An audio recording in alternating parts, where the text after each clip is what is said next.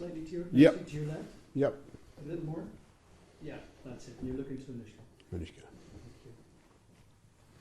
When you're ready. Are you starting with a update?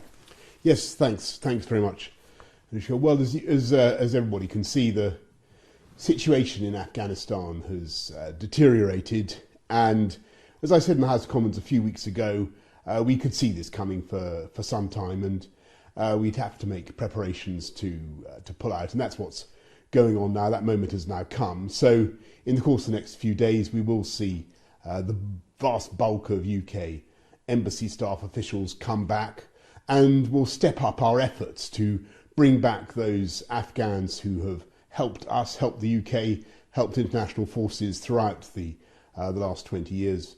And in addition to the 2,000 who've already come out, and to help them, we're sending out another team of Home Office officials to help them with their applications and get them out.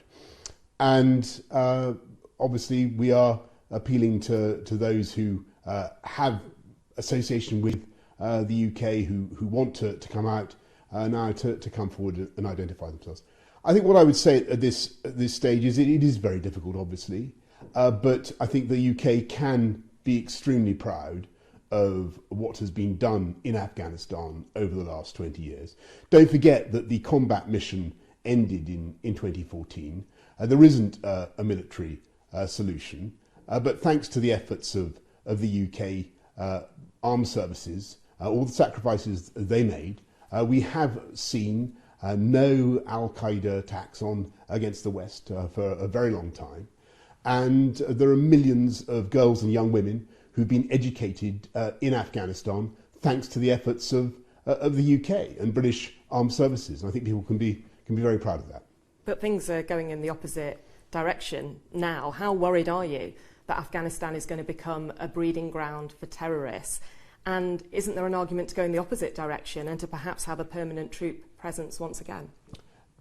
I think we've got to be realistic about the abilities of the UK or any power to impose a military solution, a combat solution in Afghanistan.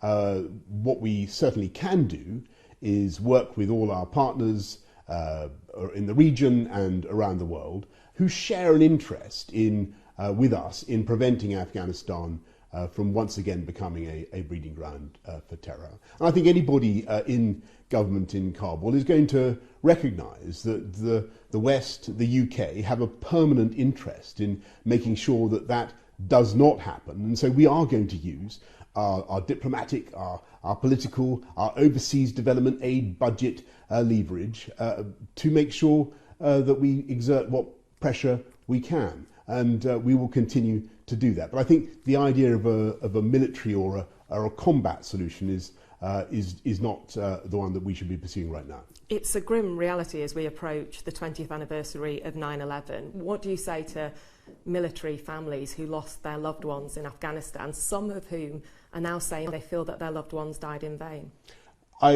First of all, I share the sorrow of all the families who've lost loved ones over the last 20 years, the 457 British troops who were serving men and women who were killed in that conflict, many of them in Helmand. I thank them for the immensity of their sacrifice, thank their families for what they've gone through.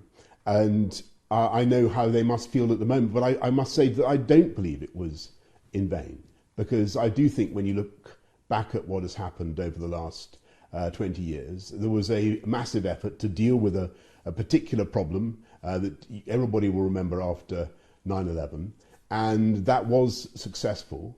And to a very large extent, the threat from Al-Qaeda on the streets of our capital, around the UK, around the whole of the West, was greatly reduced. And there was the further advantage that millions, I think 3 million girls, young women were educated who would not otherwise have been educated. And so what I would say to those families now is, I understand what you feel, but I believe that it was right, it was worth it. And what we must do now is not turn our backs on Afghanistan, but continue as member of the Security Council, a country deeply involved in the strategic future of the area, to work with our partners and make sure that the government of Kabul does not allow that country again to be a breeding ground for terror.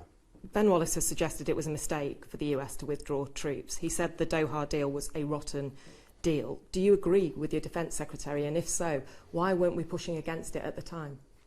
Well, the American government obviously has decided to take a particular course of action, and that is one that has the inevitable logical consequence that I set out in the House of Commons several weeks ago. And the situation has now evolved in exactly the direction that we said it would. We have to deal with those consequences. That's why we're taking the steps that we are over the next few days to evacuate the vast bulk of our embassy personnel, and then continue to evacuate those that have helped us, in addition to the 2,000 that are already here. Can I ask you about the tragedy in Plymouth? How concerned are you that someone like this was able to get a firearm licence? Do you think questions need to be asked about the processes around vetting people?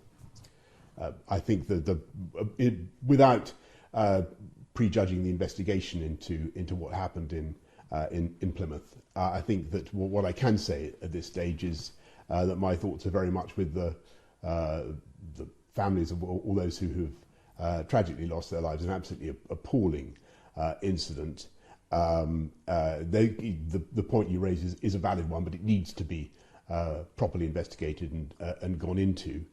And I think I would just pay tribute to the police and the emergency services for the speed, the promptness with which they handled it.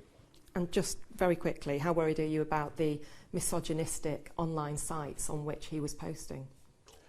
This has just been drawn to my attention. I'm sure that will be something that I'm appalled by it clearly, but I think that this is something that will undoubtedly be part of the investigation. I think we should leave it to them. Thank you very much. Thank you. Thank you.